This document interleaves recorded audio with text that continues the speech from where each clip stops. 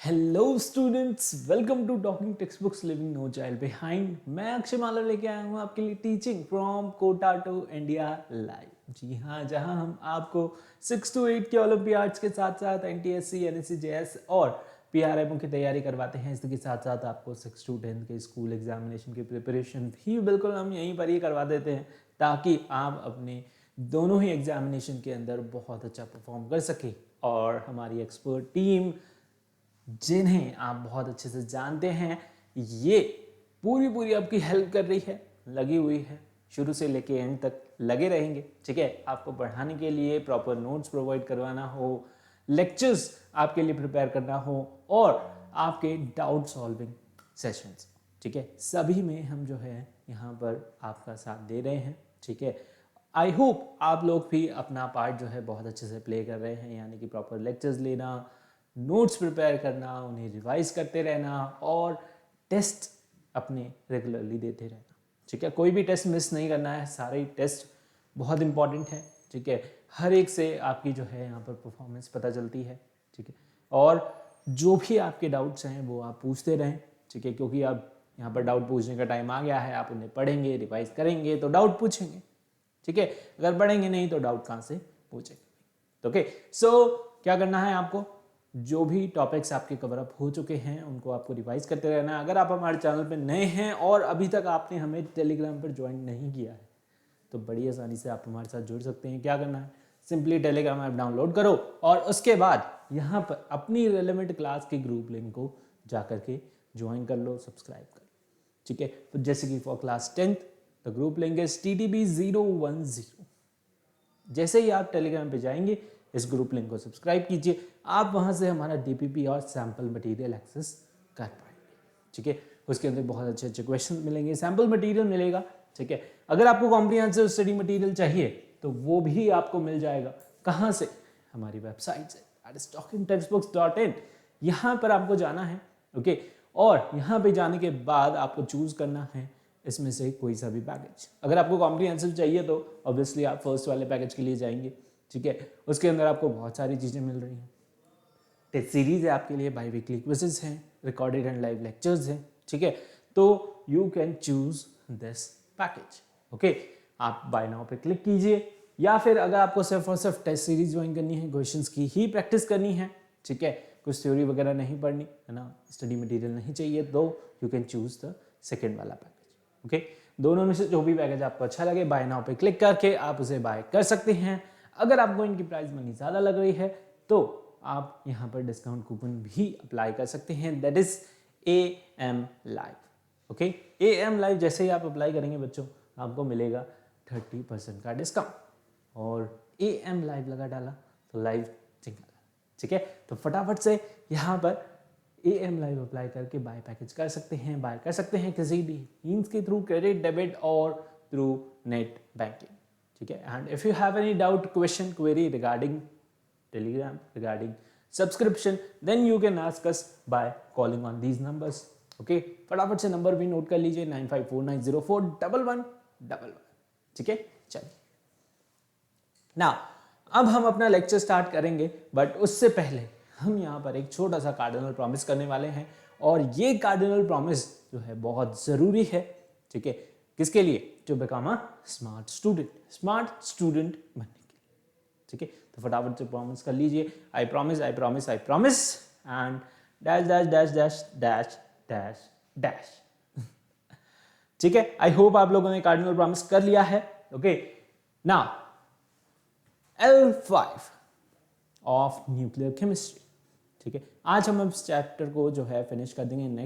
Next lecture के अंदर हम इसका रिवीजन करने वाले हैं। ठीक है, तो आज इसके लास्ट टॉपिक हमारे पास बचा है एप्लीकेशन ऑफ रेडियो एक्टिव और रेडियो आइसोटोप्स। ओके, कहाँ कहाँ काम आते हैं हमारे जीवन में, बहुत सारी ऐसी जगह है। ठीक है, चाहे वो मेडिकल हो, चाहे वो एग्रीकल्चर हो, इंडस्ट्रीज हो। ठीक है, बहुत सारी जगहों पर जो है ये रेडियो एक्टिव आइसोटोप्स काम आते हैं।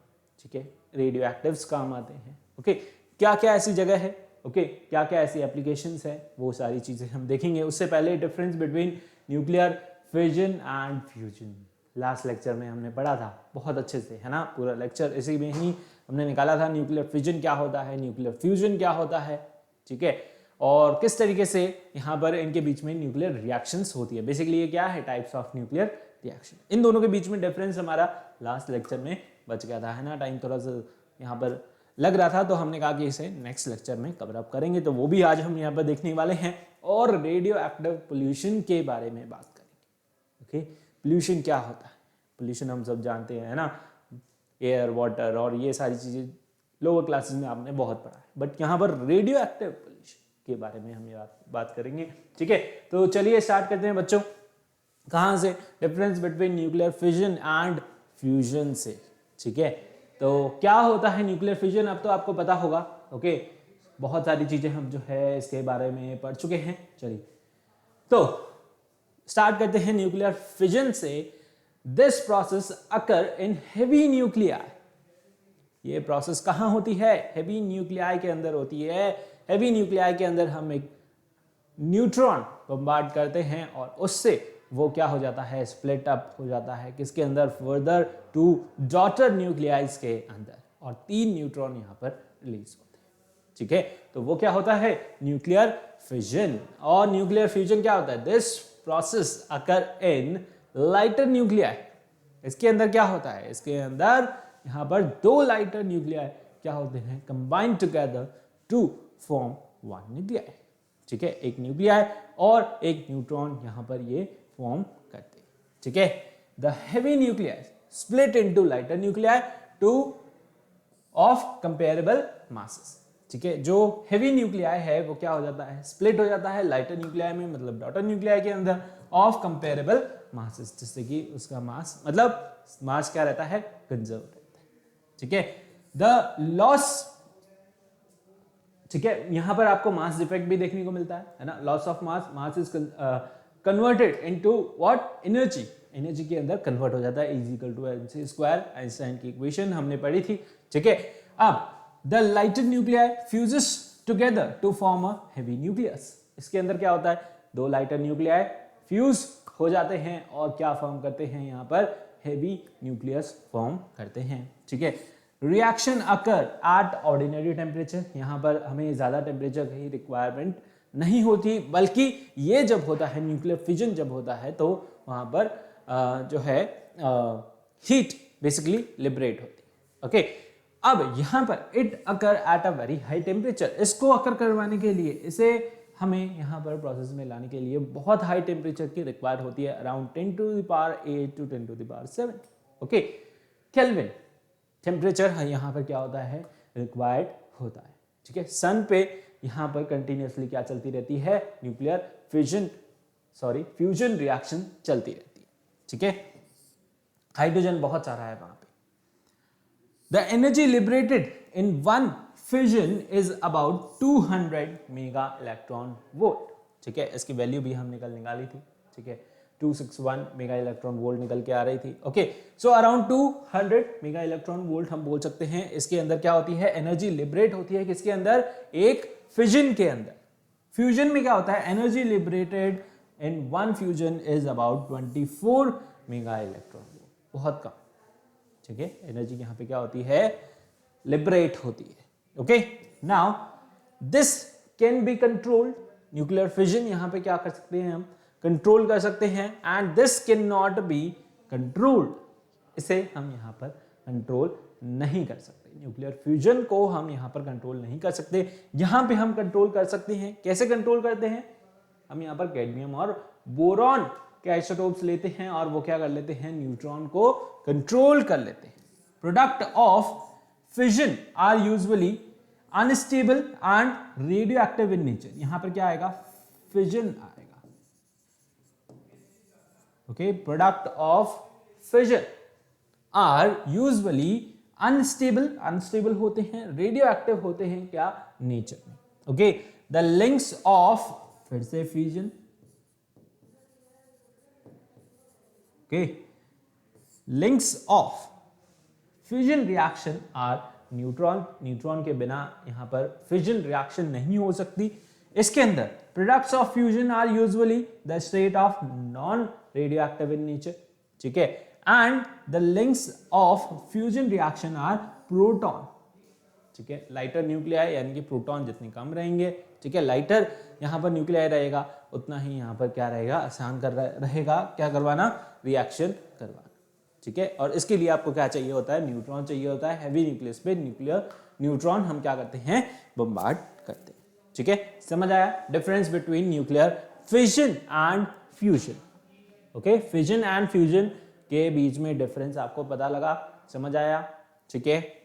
आगे बढ़े, क्या होता है फिजन, एक बार फटाफट से और देख लेते हैं। फिजन और फ्यूजन ये किसके अंदर होता है, हैवी न्यूक्लियाई के अंदर होता है, ये लाइटर न्यूक्लियाई के अंदर होता है। कैसे होता है, यहाँ पर हैवी न्यूक्लियस जो है स्प्लिट अप हो जाता है किसके अंदर, दो लाइटर न्यूक्लियस के अंदर। यहाँ पर लाइटर न्यूक्लियाई, दो लाइटर न्यूक्लियाई क्या हो जाते हैं, कंबाइन हो जाते हैं और हैवी न्यूक्लियस फॉर्म करते हैं, ठीक है।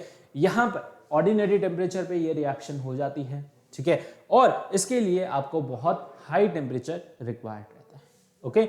यहाँ पर एनर्जी जो लिबरेट होती है अराउंड 200 मेगा इलेक्ट्रॉन वोल्ट और यहाँ पर 24 मेगा इलेक्ट्रॉन वोल्ट, यानी कि इसके कंपैरिजन में यहाँ पर एनर्जी कम लिबरेट होती है। इसे हम कंट्रोल कर सकते हैं, इस कैन नॉट बी कंट्रोल, ये क्या है, अनकंट्रोल्ड, ओके। यहाँ पर जो प्रोडक्ट फॉर्म हुए हैं वो कैसे रहेंगे, रेडियो एक्टिव रहेंगे नेचर में, ठीक है। यहाँ पर जो प्रोडक्ट फॉर्म होते हैं वो नॉन रेडियो एक्टिव रहते हैं क्या, नेचर में, ठीक है। इसके लिए रिक्वायर होता है क्या, न्यूट्रॉन। न्यूक्लियर फिजन जब आपको रिएक्शन करवानी है उसके लिए आपको रिक्वायर है क्या, न्यूट्रॉन। और यहाँ पर न्यूक्लियर फ्यूजन जब रिएक्शन करवानी है तो उसके लिए रिक्वायर्ड होता है क्या, प्रोटॉन्स, क्या, प्रोटॉन्स, ओके। समझ आया, आगे बढ़े, चलिए। एक और डिफरेंस है हमारे पास, difference between the nuclear reaction and chemical reaction, okay. कहने को बोलते हैं कि लाइक बोथ आर रिप्रेजेंट, दोनों को एक तरीके से ही करते हैं हम, ठीक है। जैसे केमिकल रिएक्शन होती है वैसे ही न्यूक्लियर रिएक्शन को भी हम रिप्रेजेंट करके दिखाते हैं, ओके। बट दोनों में डिफरेंस क्या है, ठीक है। यहां पर देखो, it involves what, conversion of one nuclei to another. Nuclear reaction है किसके बीच होती है, न्यूक्लियस के अंदर ही होती है, ठीक है। और इसके अंदर क्या होता है, कन्वर्जन होता है किसका, एक न्यूक्लियस का दूसरे न्यूक्लियाई के अंदर, ठीक है।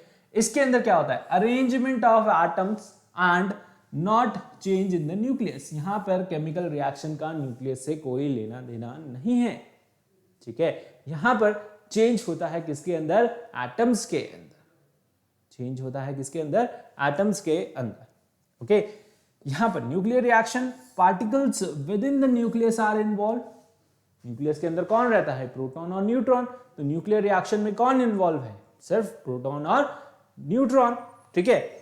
यहां पे कौन इन्वॉल्व होता है, only outer most electron participate. Chemical reaction के अंदर सिर्फ और सिर्फ इलेक्ट्रॉन पार्टिसिपेट करते हैं, ठीक है। यहां पर न्यूक्लियस का कोई लेना देना नहीं है, तो न्यूट्रॉन और प्रोटॉन का भी कोई लेना देना नहीं है, ठीक है। समझ आया, दो डिफरेंस समझ आए। थर्ड है यहां पर, often accompanied by release of tremendous amount of energy. जब न्यूक्लियर रिएक्शन होती है तो वहां पर ट्रिमेंडस, बहुत एनॉर्मस अमाउंट ऑफ एनर्जी क्या होती है, रिलीज होती है, ठीक है। यहां पर it is accompanied by release of absorption of relatively small amount of energy. यहां पर रिलीज होती है या फिर एब्जॉर्ब होती है क्या, बहुत कम amount of energy, okay. It is accompanied by release और absorption of relatively small amount of energy, ठीक है।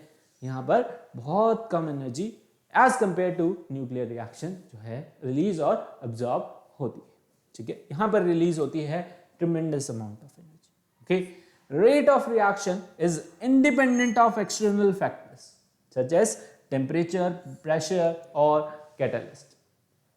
टेम्परेचर, प्रेशर, कैटलिस्ट का यहां पर कोई रोल नहीं है, ठीक है। यहां पर it is independent of external factors, यानी बाहर कैसा एनवायरनमेंट है उससे इसको कोई फर्क नहीं पड़ता, किसके अंदर, न्यूक्लियर रिएक्शन के अंदर। Rate of reaction is influenced by external factors, ठीक है। यहां पर केमिकल रिएक्शन पे इफेक्ट पड़ेगा।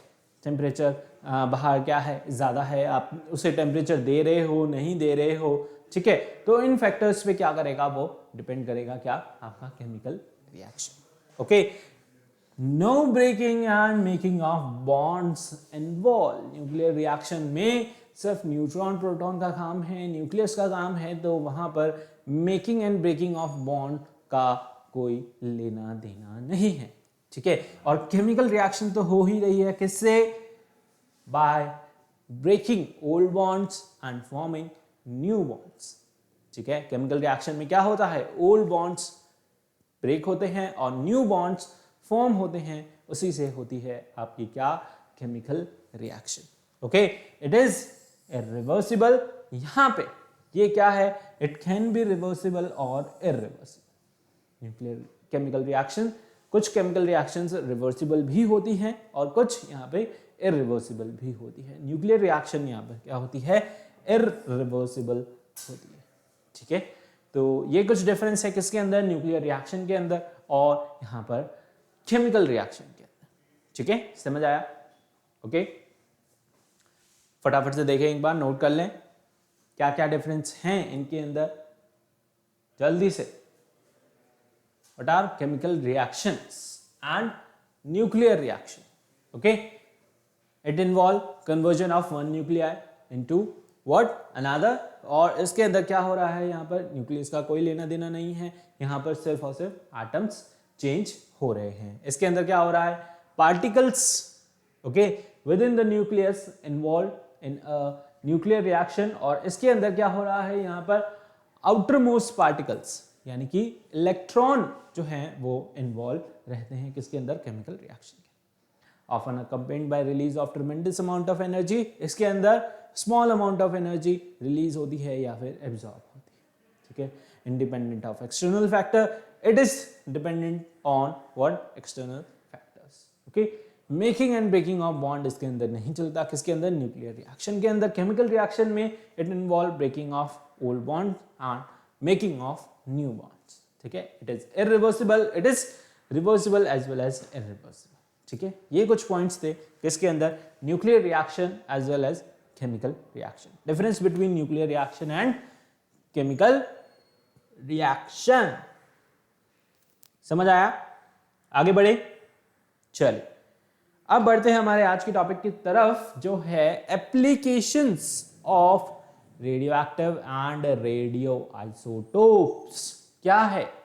क्या एप्लीकेशंस हैं? सबसे पहली एप्लीकेशन है what? It is used in medicines, medical purpose के लिए यहां पर बहुत सारे रेडियो एक्टिव आइसोटोप्स हम यूज करते हैं। Radioisotopes are used to diagnose many disease, diagnose many disease, बहुत सारी डिजीज को डायग्नोज करने के लिए, ठीक करने के लिए, चेक करने के लिए यहाँ पर आइसोटोप्स का यूज किया जाता है। सबसे पहला देखिए यहाँ पर क्या है?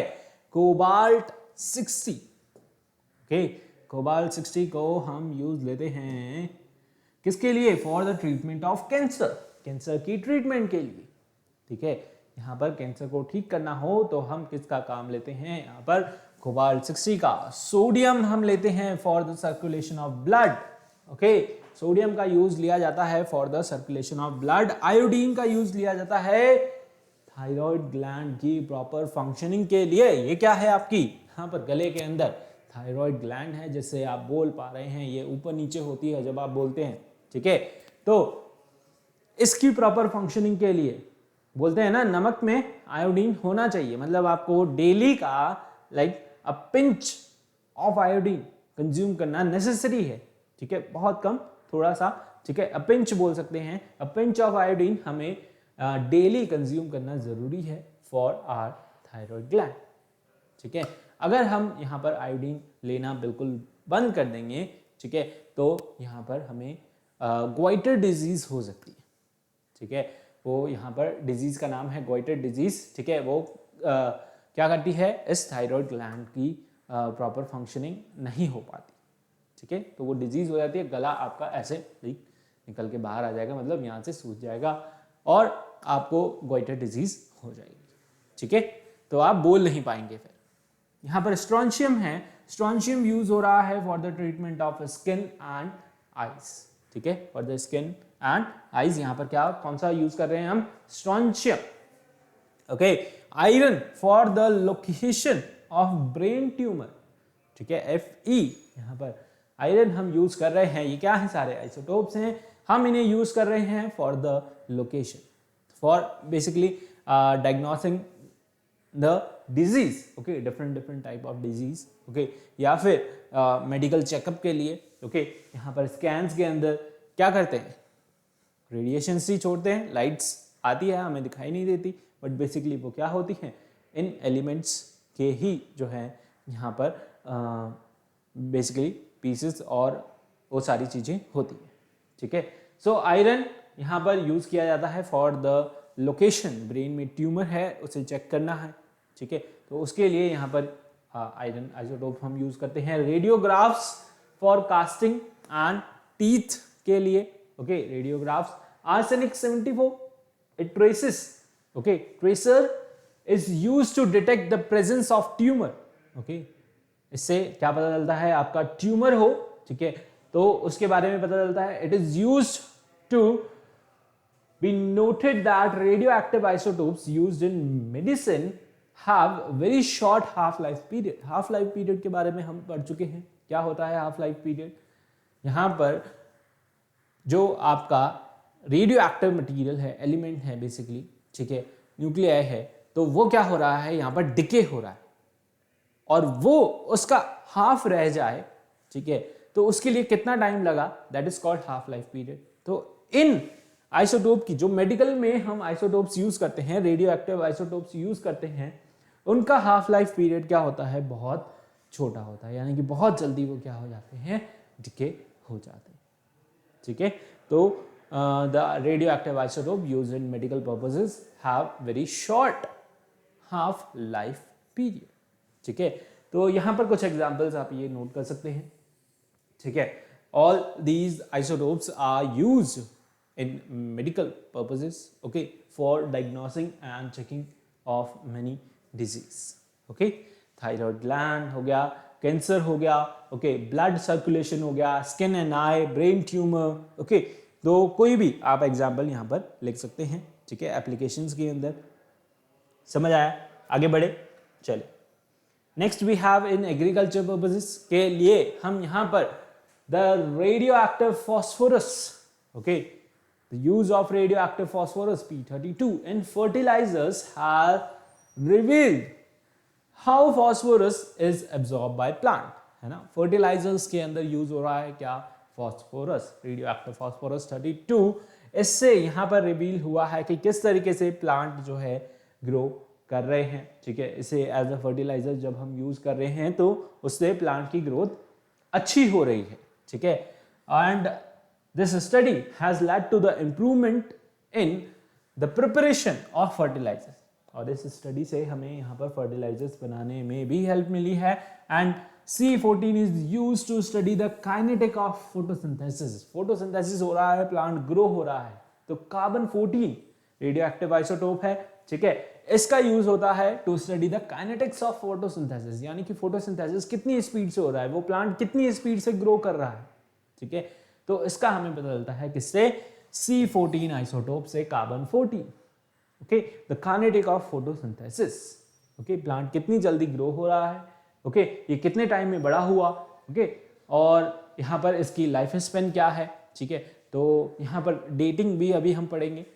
इंडस्ट्रीज के अंदर कहाँ यूज आ रहा है आपके isotopes, the thickness of material, to check the thickness, है ना, क्या चेक करनी है आपको, मटेरियल की थिकनेस चेक करनी है, जैसे कि सिगरेट्स हो गई, मेटल प्लेट्स हो गई, ठीक है। तो it can be determined by plating N isotope source on one side, एक साइड पर आप आइसोटोप सोर्स रख दें और दूसरी साइड पर क्या रखें, यहां पर on one side of the material and a counting device जो रखें वो आप यहां पर रखें। ये यहां पर क्या रखा आपने, काउंटिंग डिवाइस रखा, ठीक है। यहां पर बीच में आपने अपना मटेरियल रख दिया, कोई भी पेपर, प्लास्टिक, स्टील, लेड, ठीक है, कोई भी मटेरियल आप रख सकते हैं। Now from the amount of radiation reaches the counter, यहां से रेडिएशन रिलीज होगी, यहां पर रेडियो एक्टिव आइसोटोप रखा हुआ है, यहां से रेडिएशन रिलीज होगी, ये काउंटर क्या करेगा, यहां पर काउंट करेगा, ठीक है। सो जितनी रेडिएशन यहां पर पहुंची किसके पास, काउंटर के पास, the thickness of the material can be calculated, और उससे हम यहाँ पर क्या कर सकते हैं, उसकी थिकनेस को बेसिकली कैलकुलेट कर सकते हैं। ठीक है, तो इंडस्ट्रीज के अंदर मटेरियल की थिकनेस, शीट्स की थिकनेस, ठीक है, स्टील की थिकनेस, उसको मेजर करने के लिए भी यहाँ पर रेडियो एक्टिव आइसोटोप्स यूज आते हैं। ठीक है, एक साइड आप यहाँ पर रेडियो एक्टिव आइसोटोप रखें, बीच में आपका कोई भी मटेरियल रखें जिसकी भी थिकनेस आपको चेक करनी है, दूसरी तरफ आप वहाँ पर काउंटर डिवाइस रखें। ठीक है, यहाँ से रेडिएशन रिलीज होगी, वो काउंटर डिवाइस वहाँ पर काउंट करेगा, जितना वहाँ पर रेडिएशन पहुंची उसके अकॉर्डिंग उससे हम यहाँ पर क्या कर सकते हैं, उसकी थिकनेस को कैलकुलेट कर सकते हैं। ठीक है, समझ आया? Okay, in medicine, in agriculture and in industries हम यूज करते हैं क्या, radio active isotopes. Okay, when a single pipeline is used to transfer more than one petroleum derivative, ठीक है, पेट्रोलियम डेरिवेटिव कोई भी, केरोसिन, पेट्रोल, डीजल, ठीक है, क्या हो रहा है, पाइपलाइन से ट्रांसफर हो रहा है। A small amount of radio active isotope is placed at the last position of one substance to signal the end and the start of another. यहां पर एक सिंगल पाइपलाइन से क्या हो रहा है, पास हो रहा है रेडियो पेट्रोलियम डेरिवेटिव कि कोई भी, केरोसिन, डीजल, ठीक है, तो उसके खत्म होने पर यहां पर क्या रख दिया जाता है, उसके एंड पर एक जो है रेडियो एक्टिव आइसोटोप रख दिया जाता है। वो क्या करता है, सिग्नल करता है किसका, उस एक मटेरियल का, कि भाई यहाँ पर ये मटेरियल खत्म हो रहा है, इसके बाद हम यहाँ पर दूसरा जो हमारा मटेरियल है, पेट्रोलियम डेरिवेटिव है, उसे हम भेज रहे हैं। ठीक है, ट्रांसफर होता है, तो उससे सिग्नल मिल जाता है और उससे पता चल जाता है कि यहाँ से जो है अब सेकेंड मटेरियल यानी दूसरा मटेरियल क्या हो रहा है, स्टार्ट हो रहा है।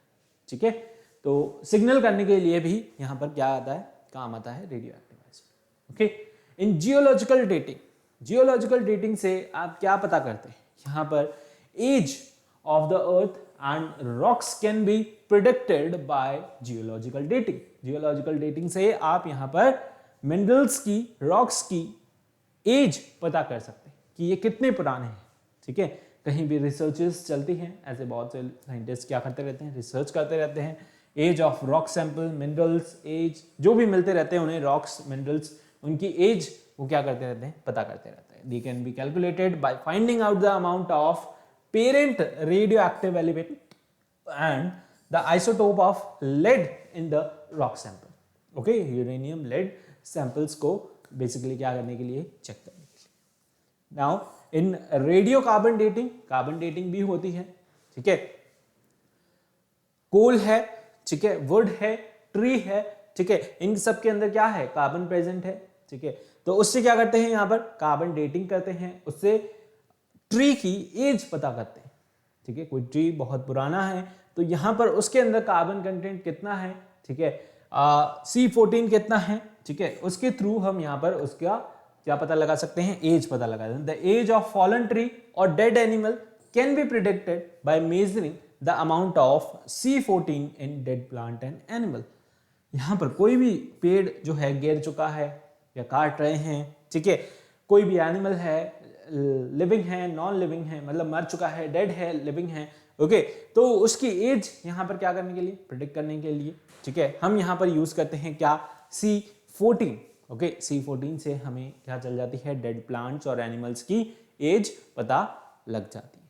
ठीक है, ये कितना पुराना है और ये कब इसकी डेथ हुई, लाइक ऑल दीज नॉलेज, ठीक है, हमें यहां पर मिल जाती है किससे, रेडियो कार्बन डेटिंग से। ओके, समझ आया आपको ये? चलिए आगे बढ़े। Now see dating.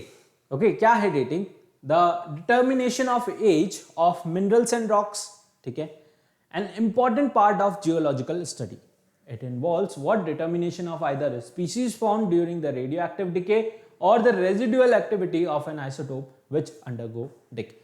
ठीक है, तो बेसिकली डेटिंग से हमें क्या पता चलता है, एज पता लगती है कि ये रॉक, ये एनिमल, ये सैंपल जो भी है हमारे पास मिनरल का, ठीक है, तो जियोलॉजिकल स्टडीज के अंदर बेसिकली ये काम लिए जाते हैं, डेटिंग है ना, वहां पर रिकॉर्ड होता है पूरा और ये सारी स्टडीज चलती रहती हैं, तो उसको जानने के लिए यूज करते हैं, ठीक है, किसका, डेटिंग का। और यहां पर स्पीशीज फॉर्म हुई, है ना, रेडियो एक्टिव डिके में, और रेजिडुअल एक्टिविटी हुई isotopes like which undergo decay, कौन से आइसोटोप का डिके हुआ, क्या हुआ, ठीक है। तो वो सारी चीजें यहाँ पर क्या होती है पता लगती है। फॉर एग्जाम्पल जैसे कि यूरेनियम अंडरगो अ डिके, ठीक है, यूरेनियम का आइसोटोप यहाँ पर क्या हो रहा है, उसका डिके हो रहा है, रेडिएशन वो रिलीज कर रहा है और वो क्या हो रहा है, डिके हो रहा है। सीरीज फॉर्मिंग स्टेबल आइसोटोप्स, ठीक है, यहां पर वो क्या करेगा, स्टेबल आइसोटोप्स फॉर्म करेगा। Helium is obtain as a result of decay of uranium, ठीक है, which has almost certainly being formed from alpha particles, ठीक है। यहां पर जब यूरेनियम का डिके होगा तो उससे हमें क्या मिलेगा, हीलियम मिलेगा, यानी कि वो क्या करता है, यहाँ पर अल्फा पार्टिकल्स रिलीज करता है, ठीक है। Thus if uranium and helium content are known in the rock we can determine the age of rock sample. अगर यूरेनियम और हीलियम के कंटेंट हमें मिले किससे, रॉक से, तो हम उससे क्या कर सकते हैं, उसकी एज डिटरमाइन कर सकते हैं ऑफ अ रॉक सैंपल, ठीक है। अब यहां पर also by assuming the initially rock does not contain lead and is what it is present in the rock due to decay, uranium can be calculated the age of the rock mineral by measuring the ratio of uranium and lead, ठीक है। Suppose यहाँ पर lead present नहीं होता है तो हम यहाँ पर उसकी एज कैलकुलेट कर सकते हैं किसके, by measuring the ratio of uranium and lead. The amount of lead is suppose to be obtained by the decay of uranium. Suppose uranium नहीं मिलता है, हमें यहाँ पर क्या मिलता है, लेड मिलता है, तो हम उससे भी यहाँ पर क्या कर सकते हैं, उसकी एज का पता लगा सकते हैं। बेसिकली लेड मिला कहाँ से होगा, यूरेनियम डिके हुआ होगा, ठीक है, और उससे जाकर के हमें यहाँ पर क्या मिला होगा, डिके होते होते जो है यहाँ पे क्या फॉर्म हुआ होगा, लेड फॉर्म हुआ होगा, ठीक है। तो उसके थ्रू हम यहाँ पर क्या कर सकते हैं, पता लगा सकते हैं किसका, उस रॉक, उस मिनरल का age, okay. To determine the age of animals or object of vegetable origin such as wood, charcoal, textile of radiocarbon dating technique, ठीक है। तो by radiocarbon dating टेक्निक से हम यहाँ पर किसी की भी एज डिटरमाइन कर सकते हैं, चाहे वो एनिमल हो, चाहे वो ऑब्जेक्ट हो, चाहे वो टेक्सटाइल हो, वुड हो, ठीक है, चारकोल हो, कुछ भी हो, उससे बाय कार्बन डेटिंग टेक्निक से हम क्या कर सकते हैं, उस ऑब्जेक्ट की, उस सब्सटेंस की एज पता कर सकते हैं, ठीक है। ये काम ही इसीलिए आता है, ओके। और C14 रेडियो एक्टिव आइसोटोप है जिसके थ्रू हम यहाँ पर क्या कर सकते हैं, एज डिटरमाइन कर सकते हैं, यानी कि उसके अंदर जितना कार्बन कंटेंट प्रेजेंट होगा, C14 होगा, उसके थ्रू हम क्या लगा सकते हैं, यहाँ पर एज का पता कर सकते हैं, ठीक है। Radio carbon dating technique was given by Willard Libby, okay, and it was awarded Nobel Prize। यहाँ पर ये रेडियो कार्बन डेटिंग दी थी किसने, यहाँ पर साइंटिस्ट ने, जिनका नाम है क्या, विलार्ड लिबी, और इसके लिए इनको यहाँ पर नोबेल प्राइज भी दिया गया, ठीक है। क्या दिया गया, Nobel prize. Carbon 14 has been used to determine the age of organic material।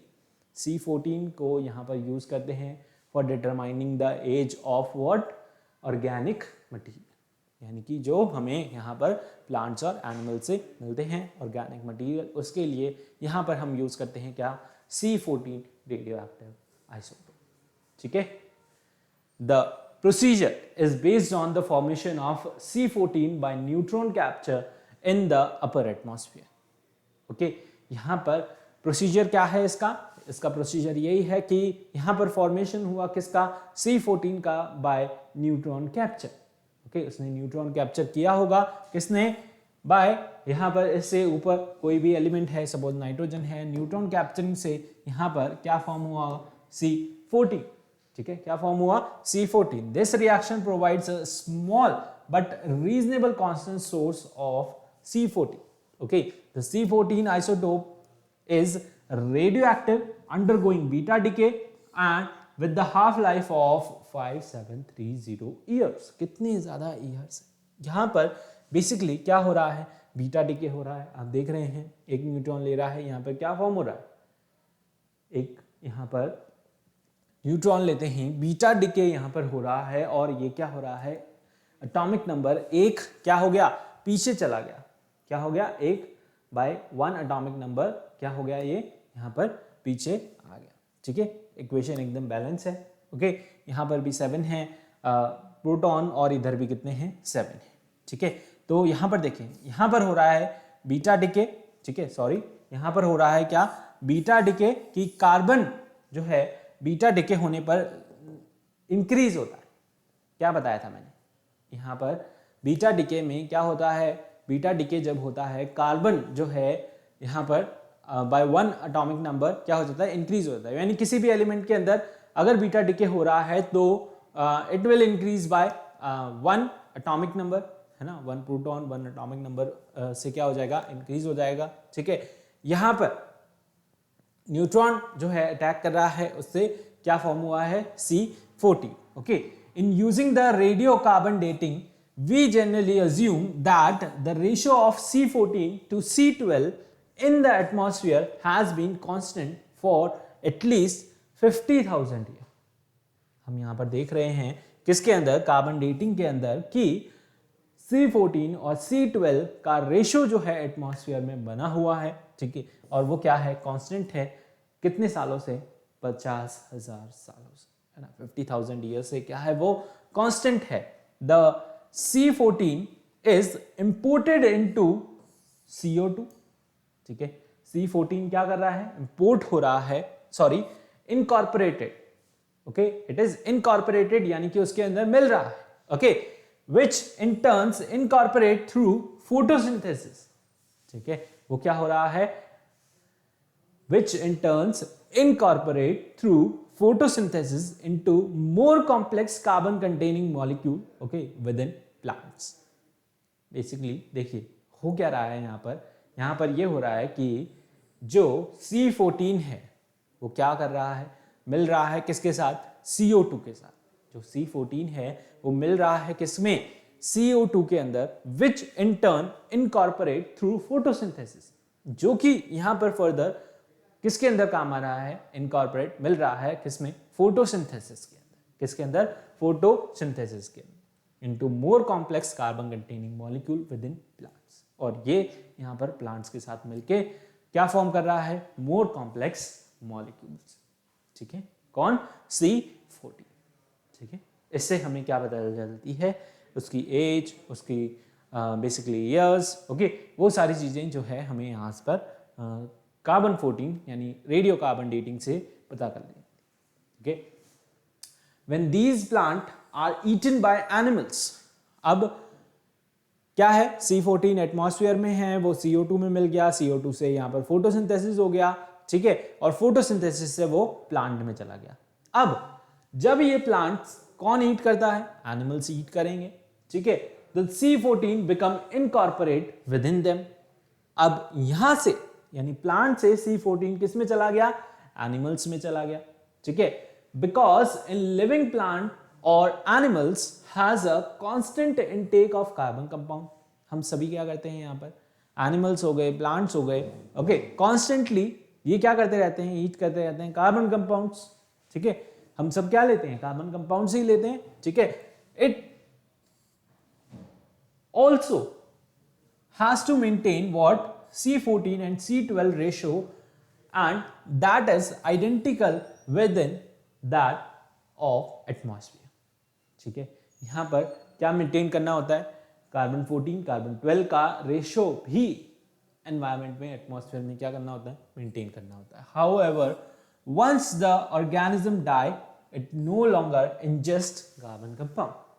Okay, यहां पर जब वो मर जाता है तो it no longer ingest, ठीक है, वो और यहाँ पर ले नहीं पाता क्या, कार्बन कंपाउंड।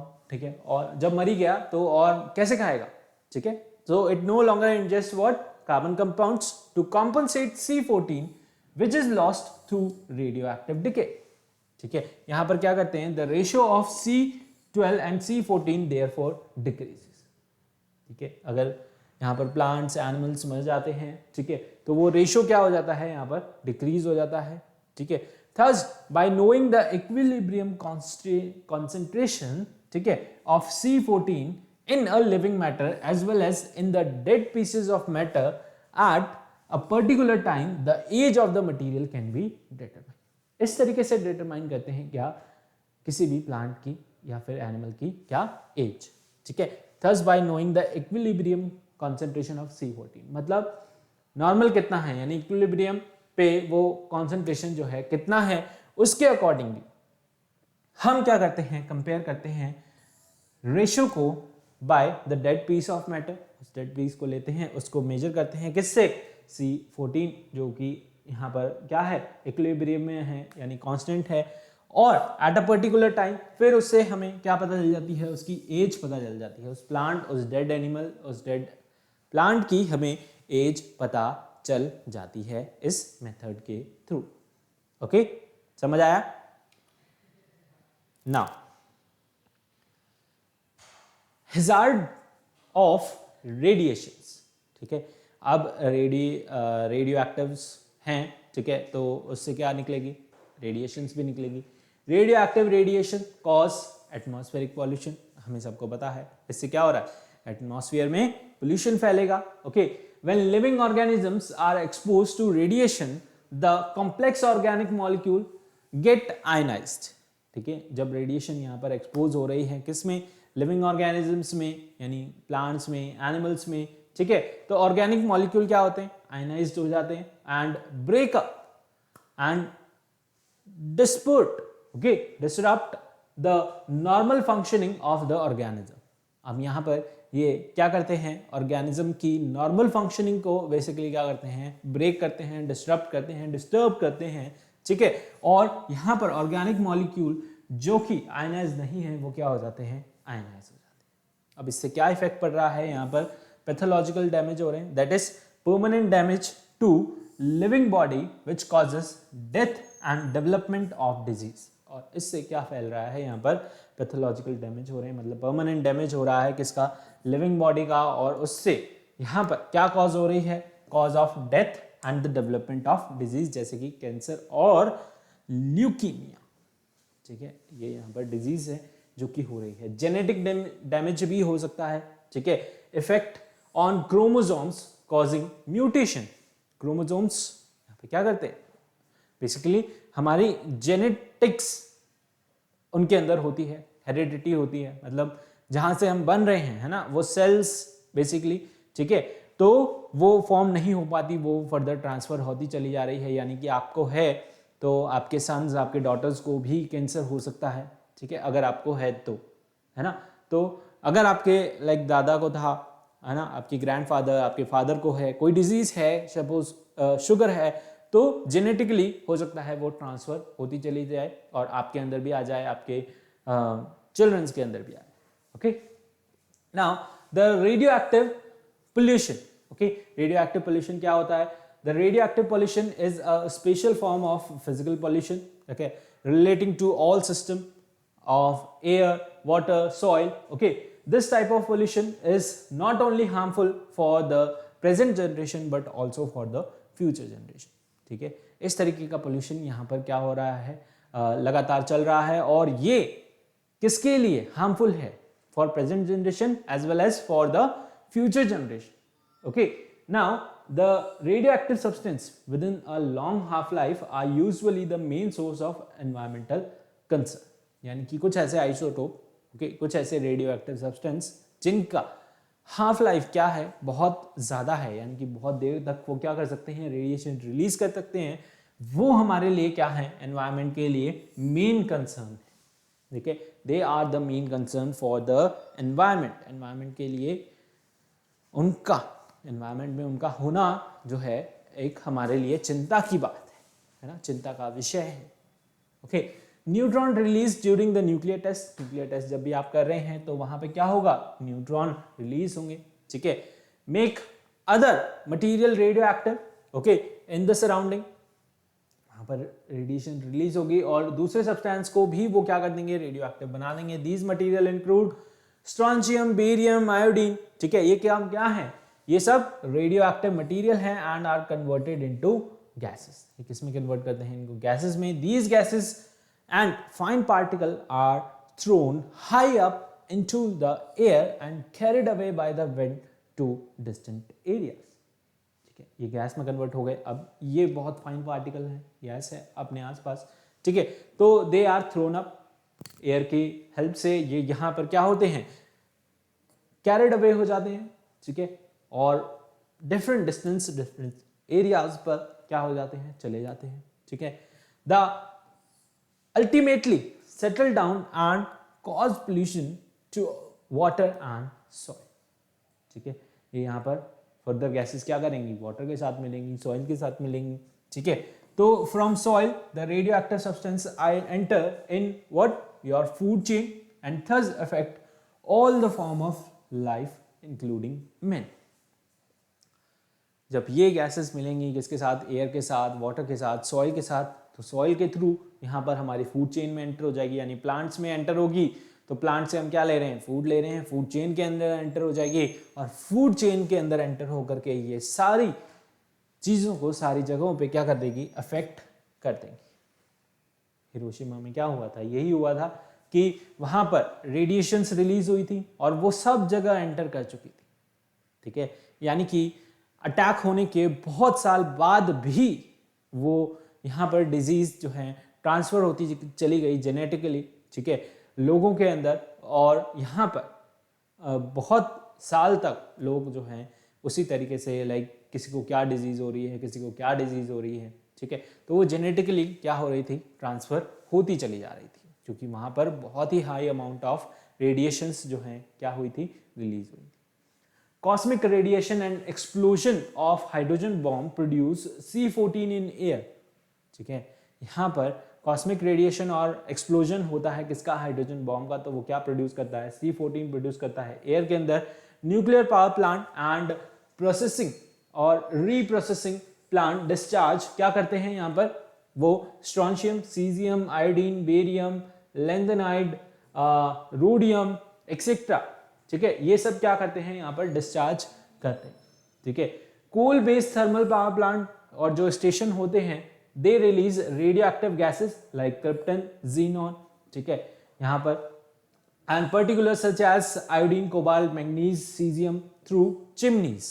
तो जो भी न्यूक्लियर पावर प्लांट्स हैं, कोल वाले किसी से भी चल रहे हैं, यहाँ पर कोल से चल रहे हैं. ठीक है, या फिर न्यूक्लियर पावर प्लांट हैं, वो कंटिन्यूसली यहाँ पर क्या करते हैं, गैसेस रिलीज करते रहते हैं. ठीक है, एनवायरनमेंट के अंदर बहुत सारी गैसेस को रिलीज करते हैं, और ये सब हमारे लिए क्या है, हार्मफुल है. क्या है, हार्मफुल.